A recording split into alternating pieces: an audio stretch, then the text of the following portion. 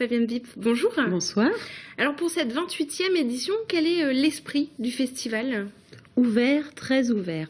L'idée, c'est vraiment de donner envie aux gens de découvrir le court-métrage, pour ceux qui ne le connaissent pas encore, et pour ceux qui le connaissent déjà, d'aller plus loin, de découvrir de nouveaux films, et parfois même des pays nouveaux dans la production des films.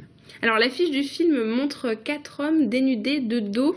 Quelle est la signification de cette affiche qui a peut-être fait parler après sa diffusion? Elle fait beaucoup parler, en effet. L'idée, c'était d'avoir vraiment un moment saisi dans un film, c'est-à-dire on voulait une photographie, une vraie photographie.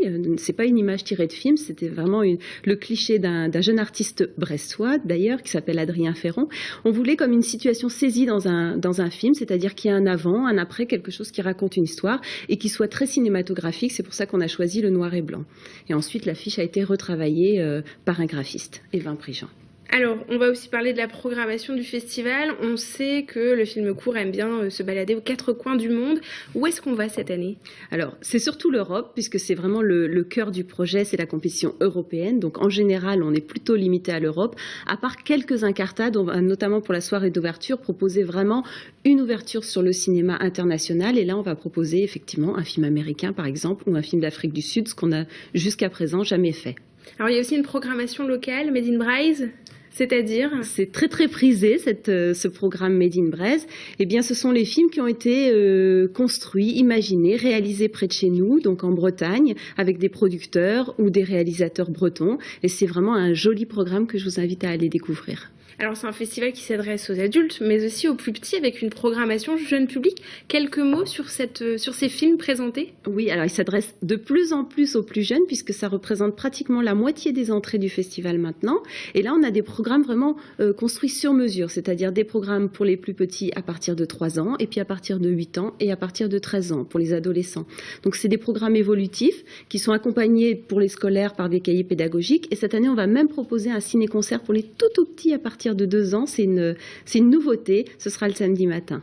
Alors on va justement regarder un extrait d'un film proposé, d'un court-métrage proposé dans la catégorie jeune public. Il s'agit d'Ernesto. C'est un jeune garçon qui souhaite à tout prix se débarrasser de ses dents de lait.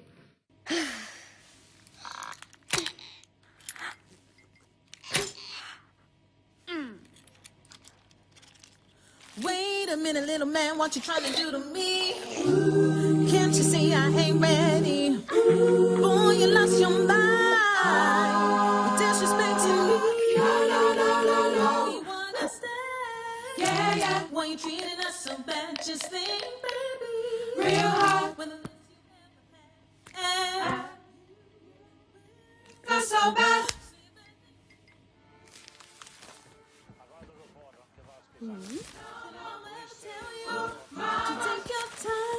Take your time to the first you. Yeah. We ain't lying. No.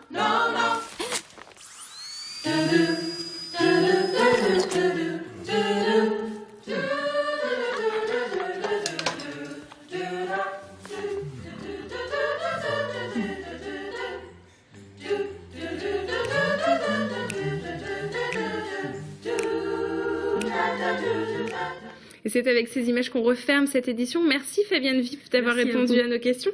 On rappelle que le Festival européen du film court débute ce mardi jusqu'au 17 novembre et c'est à Brest. Tous les renseignements sont sur le site www.filmcourt.fr.